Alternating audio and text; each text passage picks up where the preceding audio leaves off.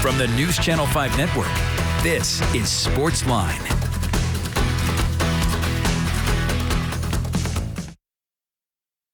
Hey there, SportsLine on your television. Steve Layman here with you. Glad you are here with us on this Tuesday night on News Channel 5 Plus. So many things going on. We got a lot of football to talk about. We'll hear from Mike Vrabel as he gets his team set now for a fifth straight team that was in the playoffs a year ago. Titans have won the first four. Of course, they're on top of the AFC. We'll get his thoughts on where they stand after that big win in Los Angeles the other night. And as they look forward now to this week with a team that is beat up, trying to get just healthy and ready to play again against the Saints on Sunday at Nissan Stadium. We'll also talk some college football. Tennessee with a massive one Saturday afternoon, 2:30 on News Channel 5 against top-ranked Georgia on Rocky Top. Josh Heupel's team, of course, with the huge win at Kentucky Saturday night. That offense is looking like it was promised to be. It is fast, it is productive, it is explosive. Hendon Hooker is the SEC Offensive Player of the Week. But now the question is, can Tennessee do it against that Georgia defense that's allowed just 6 touchdowns all season long? It's a different task this week for Tennessee than it has been in recent weeks. We'll see how that offense matches up against what is by far the best defense in America right now. Vanderbilt getting back from its bye week, getting set to go take on Kentucky this weekend as the Wildcats try to bounce back from that loss to Tennessee. Vanderbilt trying to finish the season strong after starting 2-7 and really build on things for the future under Clark Lee, who, like Josh Heupel, is in his first year at the helm of the program. And then, of course, you have the start of college basketball underway today. Middle Tennessee already a winner over Brescia down in the Borough. Tennessee about to put the finishing touches on a victory over UT Martin, despite not having John Fulkerson out there with a broken thumb. He was in street clothes tonight, but Kennedy Chandler and crew getting the job done. Didn't play a whole lot of defense early. That's going to be something that will irk Rick Barnes, but there's time to work on that. They were able to put up enough points to get a win over an in-the-state foe tonight.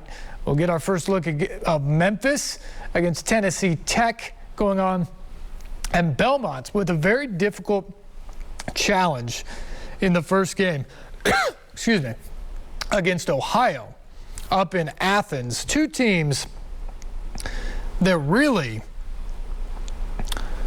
are kind of mid-major powers for this season. Belmont returns everybody from that team that went 26-4 last year. Ohio won a game in the NCAA tournament. It beat Virginia last season and has everybody back except for Jason Preston, who was the star of that team, but a ton of experience, really good coaching staff. That game was interesting for a while. Belmont hung in it despite not shooting very well from the field, and then Ohio just went nuts from behind the arc. A 13-0 run in the second half. They ended up with 16 threes for the game, which is knocking on the door of a school record. And Ohio beat Belmont tonight in the opening game of the season. Still a lot of expectations for that Belmont team. This was a huge test right out of the gate. And by the way, it's going to be really interesting this year in college basketball all the way across the board. At many places last year, you had either no attendance or limited attendance at college basketball games. And that was a great atmosphere tonight in Athens, Ohio, for Ohio and Belmont. But if you're Belmont, you basically played all last year in front of very sparse crowds. And then you go up there tonight, it's just a different story. And it will be interesting to see how teams handle that early in the year. I think you've seen it somewhat in football. I think the home field advantage has made a difference in the NFL. I think it has made a difference in college football in some of these games as teams have gone on the road and had to fight in hostile environments. But I think if there is one sport where the home advantage means more than anything, it's college basketball, because the fans are right on top of you. It is enclosed, so it gets very, very, very loud. I just think that is the sport where if you always try to assign out in Vegas, they put 3 points oftentimes for, especially in a football game, the home field advantage there. That's probably true. But I think you can argue that in basketball, that home court advantage could be 10. I mean, it's sight lines, it's the ability to see in the arena. You're being used to your own buckets where the other team's not. But it's also the crowd and having all those people on top of you either cheering for you and urging you on or cheering against you and making it difficult for you the entire night. I think Belmont got a taste of that tonight against Ohio. And I think you're going to see that with other teams throughout, especially the early part of the year. At some point, you get back used to it and you'll be ready to go later in the season when you go into those hostile environments. But early on in the season, I mean, it's been a long time. Long time. I mean, it's been 600 days for some teams since they've played in front of a, really legitimate crowd. The SEC had bigger crowds last year during conference play, certainly SEC tournament and things like that. But yeah, I mean, for some of these teams, it's been a long time since they've been in front of a big crowd. So that's going to be a factor as well. You also have debut games going on. You got Nate James with his first game up at Austin Peay. Shea Ralph with her debut for Vanderbilt women's basketball tonight. So we'll have all of that coming up on News Channel 5 at 10 with highlights of all of that stuff. But again, we're going to talk a lot of football tonight. Our phone lines are open, 737-7767, the number. As always, we'd love to hear from you. Our phone lines are wide open if you would like to get in on the program tonight. But again, when you look at this Titans team and what they were able to do in Los Angeles on Sunday, nobody expected them to be able to do it without Derrick Henry, and they go out there and get it done. And oh, by the way, it wasn't just Derrick Henry that was out. You had no Taylor Lewan, your Pro Bowl left tackle. You had no Nate Davis, your starting right guard. This was an offense that was playing essentially with a hand tied behind its back. And the Titans still found a way to get it done. Now, they only had 194 yards of total offense. That won't get it done most of the time. But the defense set them up with good field position, a couple times with turnovers. One of them went for a touchdown on the interception. Pick six from Kevin Byard. The other one set them up at the 2-yard line. But here's the thing that the Titans did, is when they had an opportunity, they made the most of it. The offense was 3 for 3 in the red zone. Ryan Tannehill was efficient down there. They ran the ball just well enough, and they made the plays when it counted. And that's what this team has been good about so far this year, is capitalizing on the opportunities that they have. And that's how they've won 5 in a row. That's why they're on top of the AFC. And that's what they did on Sunday night. They need more production. Ryan Tannehill's got to be better. I think we all understand that. Julio Jones has to be healthy and be a part of this offense on a week-to-week basis. A.J. Brown's got to not drop the football. We got to see him and what he did against Buffalo and Kansas City and Indianapolis, and not the dropsies that we saw on Sunday night. They've got to run the football more, even with Derrick Henry out. All those things have to happen. There's no question about it. But the thing that you cannot complain about with this Titans team is the fact that when they get an opportunity, they pounce. Whether it's defensively with a turnover or a sack, whether it's offensively in the red zone when they get a short field, when they have the opportunity, they believe they're going to get the job done. And so far this year, they have. And so now the challenge is continuing that, because there is going to be a flip here. And Mike Vrabel didn't want to hear this when we talked about it, and you'll hear it coming up. But the Titans over the last month have been the team that has been doubted. They've been the team that nobody thought, based off of the way they were going to play or had been playing, that they could play well enough against Buffalo to win. They were the team that nobody thought could bounce back from a Buffalo win on Monday Night Football and come back less than a week later, 6 days later, against the high-powered Chiefs and beat the team that had won the AFC each of the last 2 years. The Titans were the team that nobody thought could bounce back from those 2 wins and go and complete the season sweep in Indianapolis against a desperate Colts team with the injuries that they had. And they were certainly the team that nobody thought could go to Los Angeles on Sunday night without Derrick Henry and win a 4th straight game. And yet they did it. They won each and every one of those games.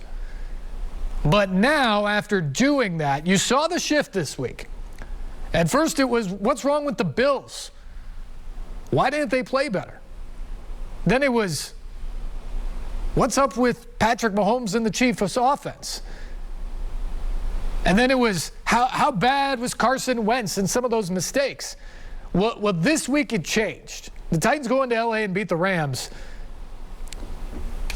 It was all about the Titans. It was about the Titans being the common denominator here and continuing to beat these teams that they're not supposed to beat, these good teams. And so this week, the Titans are going to be the favorites against the Saints. Another quality team, a team that was in the playoffs last year, a team that's right at 500 this year. Quality team, but the Titans are going to be the favorites, shorthanded as they are. They're going to be the favorites against the Texans. They're probably going to be the favorites in New England against the Patriots. They're going to be a favored team maybe every week for the rest of the regular season. And they're going to have to deal with that because for the last month, they've been the hunters. They've been the team that everybody doubted that could go out there with a chip on their shoulder in an effort to try to prove people wrong. Or as Kevin Byard says, prove ourselves right. That's the mindset they've had. Now they've got to figure out how to keep that while everybody believes in them, while everybody's patting them on the back. That's what the Titans have to be able to do now as they try to move forward. 737-7767 is the number. We begin with the phones tonight. We say hello to Scott. Scott, good evening and welcome to SportsLine. Hey, good evening, Steve. Excuse me. Well said, man, because every time we played those last 4 teams, the Bills, the Colts, Kansas City, the Rams, it was always, Carson didn't have a good day, or, Mahomes, he's not doing good in the offense, they're just stumbling. And it was always an excuse from one team to the next as we played, one team after another. I can't even listen to these sports announcers anymore because they're not giving any credit, which I'm okay with as long as we keep winning. I can wake up and be happy and kind of laugh at them. So my question is, if you have any an injury update on David Long, and I was kind of wondering if Jeffrey Simmons got hurt at some point during the game, and wondering if if Christian Fulton was going to be back in the lineup this week. I'll go ahead and hang up and watch you on the TV. Thanks, buddy. Yeah, thanks, Scott. Appreciate the call. We don't have a ton of injury information right now. I can tell you there are a ton of guys who walked out of the game Sunday night beat up. That was a sore group that flew back yesterday morning from Los Angeles, and I would be surprised if the Titans do anything more than just a walkthrough tomorrow for their Wednesday practice. They've actually kind of done that the last couple of weeks anyway, but this is just a team that's beat up. I mean, they've played with 77 different guys in the lineup over the first 9 games of the season. No other team in the NFL has had 67 or had more than 67. So the next closest team has played 67 guys on the active roster through 9 weeks. The Titans are a full 10 players beyond that. That's how beat up this team has been, and they've survived. But they are absolutely the walking wounded right now. There are several guys that are out. We've noted a bunch of them. But then you have other guys like you're talking about. I mean, David Long has played great football, but he's a guy who's beat up. He plays black and blue right now as he gets ready for the week. And Jeff Simmons plays a physical brand of football. You got to think he's got some nicks and knacks going into the week. We'll find out tomorrow whether they will get an injury designation. They didn't in the game on Sunday night. We'll find out if they have one on the paper tomorrow when they pass it out at the end of practice, and we'll find out exactly what those injuries are. I think there is some hope for Christian Fulton this week. He's back with the team. He's past the 3-week threshold. You knew when they put him on injured reserve that he had to be out that length of time. But now it's just a matter of how quickly he can come back. I thought there might be a shot that we would see him Sunday night in Los Angeles. It obviously didn't happen. I think there's a much better shot we see him this week against the Saints, and that would be huge. Chris Jackson played a very solid game for the Titans. The coverage was great all across the back end on Sunday. But Christian Fulton established himself as maybe the best cornerback on the team at the beginning of the season. To get him back would be huge for this team. And so that would be a nice addition to get back. And that's really the challenge. And you'll hear Mike Vrabel talking about this when we hear from him coming up next. But that's kind of the challenge for the Titans right now is you have all these guys that have shuffled through the active roster, your mainstays. You've had guys go down. You've had to call guys up. You've brought in new guys like in the running back room last week and Dante Foreman and Adrian Peterson. Some of these guys need work. Some of these guys need to get the reps in and go full speed in practice and all of that because they need to work on what they're doing. They need to get caught up to speed with what this team is doing. They need to shake off the rust in some cases. So some of these guys need practice. And then you've got other guys that you just need to get them to the game on Sunday. And where Simmons fall into that mix, well, we'll find out. But that is going to be the challenge for the Titans over the next few weeks because they've played 9 straight games, and they still have 3 more games here before they get to their bye week. Late bye this year, all the way into that first week of December. That's a challenge. And so, yes, they're on top of the AFC. Yes, they've got a commanding lead in the AFC South. This team's in a great position. But they got to manage these next 3 weeks against a couple of pretty decent teams in the Saints and the Patriots. Yeah, you got the Texans in there. But they're going to have to manage these next 3 weeks and try and get all the bodies through it. Try to win, but try to get all the bodies through it so they can kind of regroup in that first week of December for the stretch run of the regular season and for what they hope is a long playoff run. Because right now this team is as beat up as not just anybody in the league this year, but anybody in the league we've seen for a few seasons. They've dealt with a ton of injuries, and they're not going away. This is going to be something this team deals with probably the rest of the season, and this week is going to be an important week to try to manage it to get to Sunday and then come out with whoever you got on Sunday, try to win a football game, and come back and regroup and do it again the next couple of weeks. But it is absolutely a factor that Mike Vrabel is going to have to worry about as he decides work in practice or get some rest for these guys in the coming weeks. We'll hear from Mike Vrabel coming up as we get set for this game against the Saints on Sunday. Plus, our phone line still open, 737-7767. The number, you're watching SportsLine, and this is News Channel 5 Plus.